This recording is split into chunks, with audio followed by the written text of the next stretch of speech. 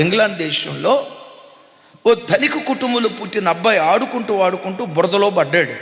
ఆ బురద గుంటలో నుంచి బయటికి రావడానికి ఆ అబ్బాయి ఎంత ప్రయత్నం చేసినా రాలేకపోతున్నాడు. ఈలోపు ఇంకొక పేద ఆయన పిల్లోడు చూసి వాళ్ళ నాన్నని పిలిచాడు. నాన్న పలానా అబ్బాయి బురదలో కూరుకుపోయాడు, నాన్న చచ్చిపోబోతున్నాడు. వెంటనే ఆ తండ్రి ఊబిలోకి దూకి చచ్చిపోబోతున్న ఆ బిడ్డను కాపాడి శుభ్రంగా స్నానం చేయించి వేరు బట్టలేసి, బాబు మీ ఇల్లు ఎక్కడా, మీ నాన్న ఎవరు, అక్కడ డ్రాప్ చేస్తానని చెప్పి ఆ ఇంటికి తీసుకెళ్ళి డ్రాప్ చేశాడు. ఆ గడియలో వాళ్ళ నాన్న లేడు, కోటీశ్వరుడు. సరే ఈ లోపు నాన్న వచ్చాడు, అప్పగించిన పెద్ద ఆయన తన ఇంటికి తాను వచ్చాడు, తన కొడుకుని తీసుకొని జరిగిందంతా చెప్పాడు. వెంటనే ఆ ధనవంతుడు నా కొడుకును ప్రాణాపాయపు స్థితి నుంచి తప్పించాడా, ఆయన ఒటి చేతులతో ఎట్లా పంపించారు, వాళ్ళ రుణాన్ని మనం ఉంచుకోవద్దు, వాళ్ళ ఇల్లు ఎక్కడా చెప్పారు. తన కొడుకుని తీసుకుని ఆ ఇంటికి వచ్చారు. అది పూరిల్లు. చూసి అన్నాడు, అయ్యా మీరు ఇంత పేదోళ్ళా, నా కొడుకును ప్రాణాపాయపు స్థితి నుంచి తప్పించారు కదా, మీకు ఒక చక్కటి ఇల్లు కట్టించుకోండి.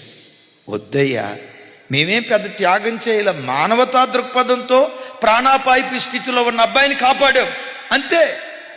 వెంటనే ఈ ధనవంతుడు అన్నాడట, అయ్యా మీ అబ్బాయిని చదివించట్లేదు కదా, మీ పేద స్థితిని బట్టి మీ అబ్బాయి నాకివ్వండి, మీ అబ్బాయే, మీ అబ్బాయిని నేను చదివిస్తా, నాకు అవకాశం ఇవ్వండి అయ్యా.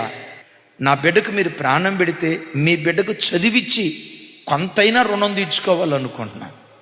ఎందుకు అడిగాడో తెలుసా, ఒక మనిషికి ఎదుటివాడి రుణం ఉంచుకోవటం ఇష్టం ఉండదు.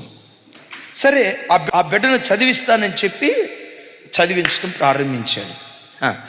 అతడే పెరిగి పెద్దవాడై పెన్సిలిన్ ఇంజెక్షన్ కనుక్కున్న గొప్ప శాస్త్రవేత్తగా మార్చబడ్డాడు. ఆ వ్యక్తి పేరే అలెగ్జాండర్ ఫ్లెమింగ్స్. పెన్సిల్ ఇంజెక్షన్ కనుక్కున్నాడు. అద్భుతం. ఈ పెద్ద ఆయన ధనవంతుడు కొడుకున్నాడే, ఆయన పెరిగి పెద్దవాడై ఇంగ్లాండ్ దేశానికి ప్రెసిడెంట్ అయ్యాడు. ఆయన పేరే చర్చిల్. చూసారా, ఒక మనిషి ఎదుటివాడి రుణాన్ని ఉంచుకోకపోతే నా దేవుడు ఎందుకు ఉంచుకుంటాడు?